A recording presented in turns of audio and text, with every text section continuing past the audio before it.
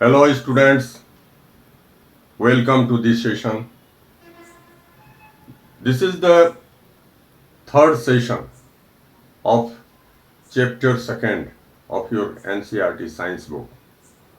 Under this chapter, we have been studying regarding microorganisms. In last session, we have discussed regarding bacteria in detail. And in first session, we studied the introduction of various type of organisms in detail. That was the introductory session. Now we will study regarding fungi, algae, protozoans and viruses. Firstly, we will discuss regarding fungi or fungi, whatever you like, you may tell. Fungi, this is the plural term. Its singular is fungus. Fungus are those microorganisms which mostly appear like plant. They are plant-like microorganisms. Most of them are microscopic. Some of them are visible with naked eye. They are multicellular. And one most important characteristics of this type of microorganisms that they are kept in plant group, but they do not possess chlorophyll. They do not possess chlorophyll. Chlorophylls are the green pigments which are found in plant. They belong to the plant kingdom. They lack chlorophylls. As they lack chlorophylls, they can't prepare their own food by the process of photosynthesis, just similar to the green plants. So they are heterotrophic. Heterotrophic in nutrition. Regarding heterotrophs or heterotrophic mode of nutrition, certainly you have learned in the first chapter in 7th class. That chapter pertains to the nutrition. In that chapter, certainly you have learned this term, heterotrophic mode of nutrition. Heterotrophic like that. Heterotrophic organisms are those organisms which cannot prepare their own food. They depend on other organisms for their nutrition, for their nourishment. Hetero means other. This term is made up of two parts. Actually, the organisms are called as heterotrophs. Hetero means other, atrophs means nutrition. Clear? The organisms which are dependent upon other organisms for their nutrition, for their nourishment, are called as heterotrophs. Or this mode of nutrition is called as heterotrophic nutrition. In heterotrophic group, mostly the fungi are saprophytes.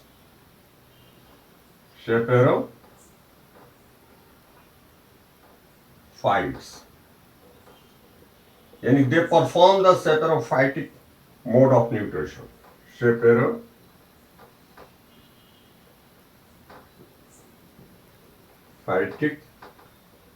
mode of nutrition.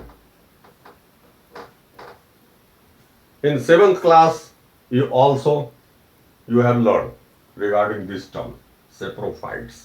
Saprophytes are those type of heterophytes who are dependent upon death and decaying organic material. Organic remains, dead and decaying organic remains, they depend for their nourishment. By the process of diffusion, by their general surface, they absorb the nutrition from the dead and decaying organic material. Dead and decaying organic material. Clear? Materials. So they are called as saprophytes. And this type of nutrition, or this mode of nutrition, to absorb nutrition from the dead and decaying material, organic material, is called as saprophytic mode of nutrition. Clear?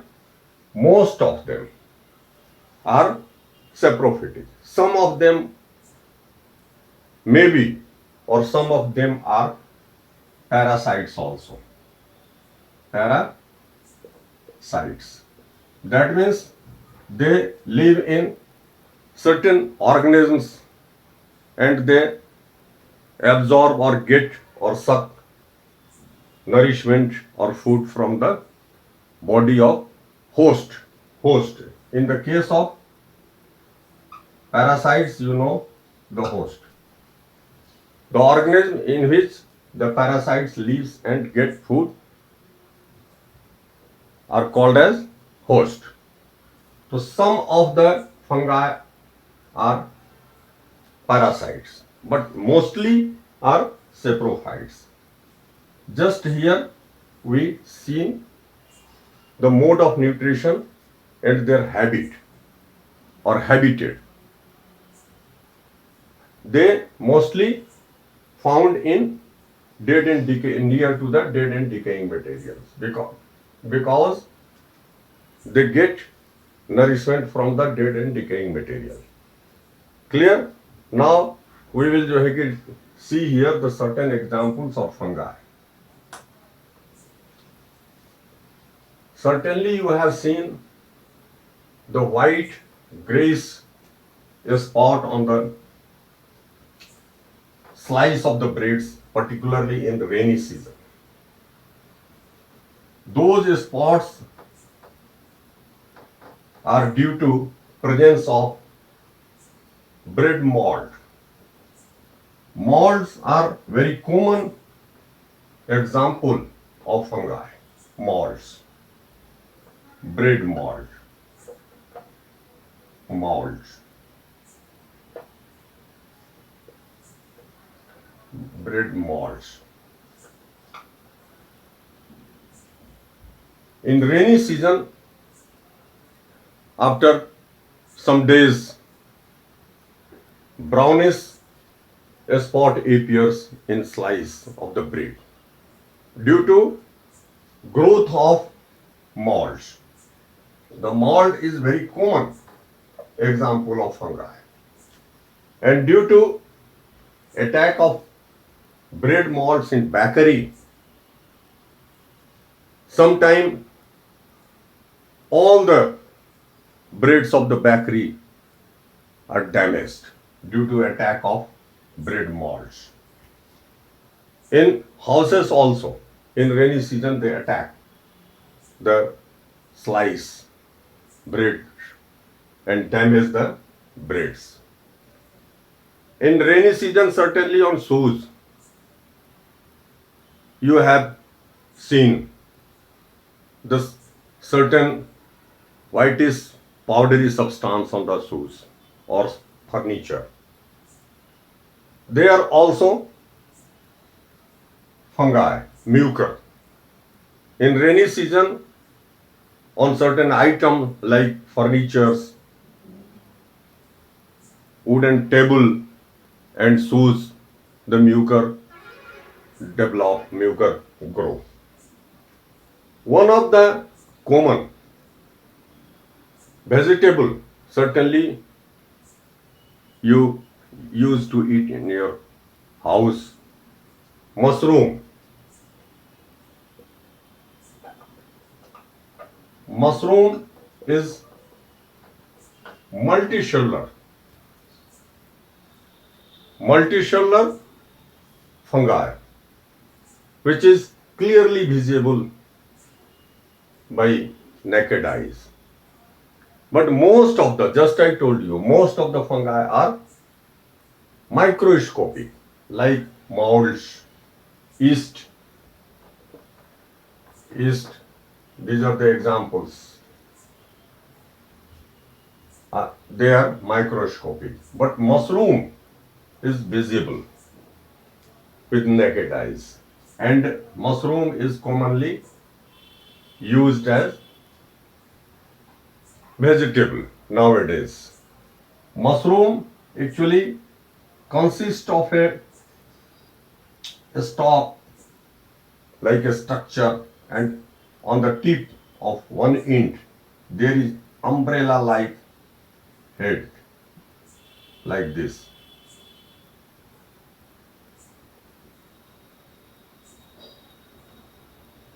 And they grow at the place where dead and decaying organic material are found in sufficient amount. Sufficient amount. Because they absorb the nutrition from dead and decaying materials by their thread-like structure. Just here we will understand what the hyphae are. The body of most of the fungi consists of thread-like structures, tubular structures like this. Mold's body is like this.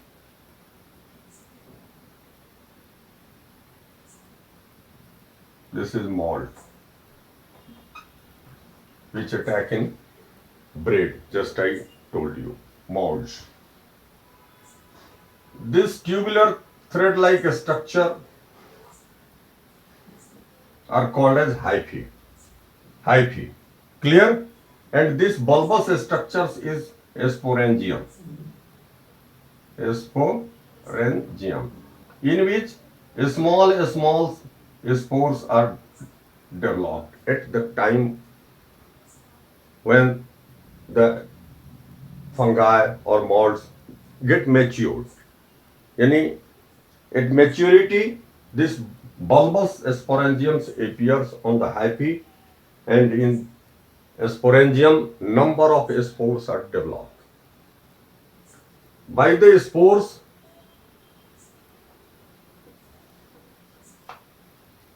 most of the fungi do asexual reproduction. That means after falling on the favorable place, there they grow, they increase their number. Just favorable place or surface, just you may take example of bread. When the spores of molds fall on the bread, they start growing there, because on bread they get suitable and favorable atmosphere, they get nourishment and moisture there. Similarly, on dead and decaying materials where moisture is present, they start growing, the spores start germinating and after germination they develop the hyphae of the particular fungi. In the case of mushroom, see here, this is stalk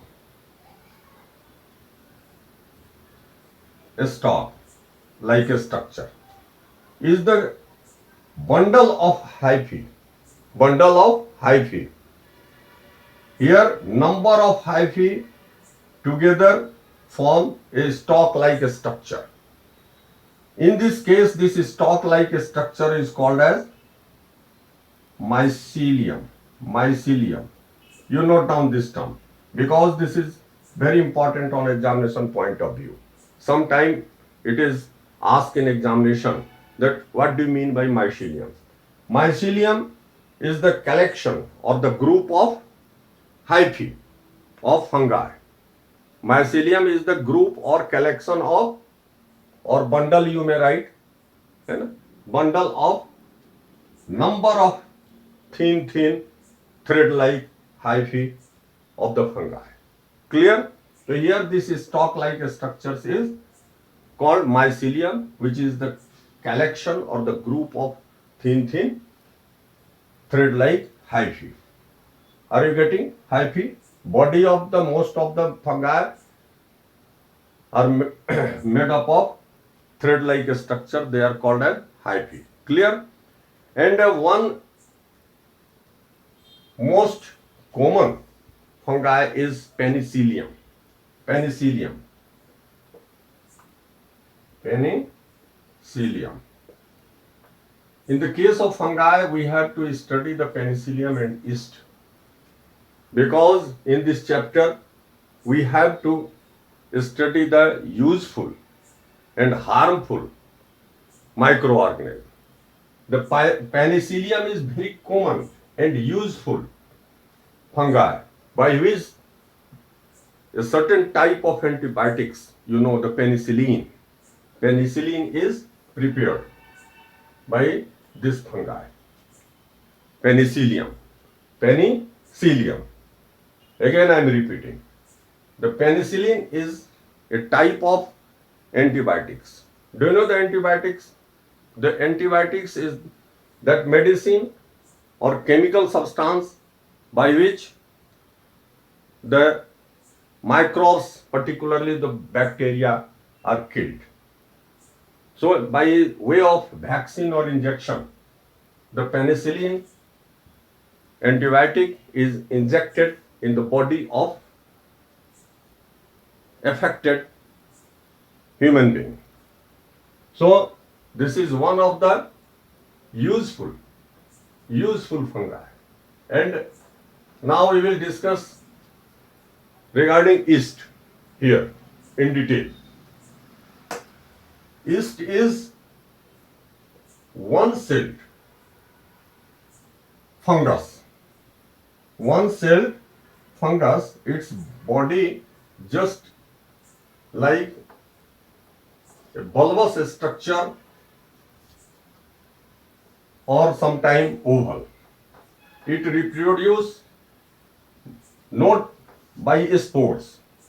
The yeast reproduce by formation of budding, formation of buds. The structure of yeast is like this, you see. It is mainly one-celled and it is very useful for the human being. Useful for the human being. How? This is question. Certainly you have eaten chole bhatole. Have you seen the bhatole? Certainly you have eaten the bread or slice. How they are so much soft and fluffy. How? How the breads are made soft and fluffy? This is question. So listen, students. Due to yeast, in bakery, the tablet of yeast is used for making the bread fluffy and soft, spongy.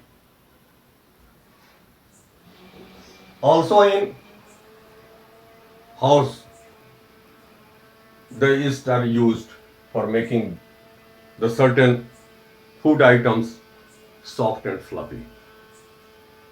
Actually, by the process of fermentation, by the process of fermentation, the yeast make the bread soft and fluffy. Soft and fluffy. Clear or spongy? So, in the case of fungi, we found two fungi which are very much useful for the human being. And apart from their useful role, certain fungi are also harmful for the human being. They cause certain type of the disease in human being, like ringworm. Ringworm is the fungal disease.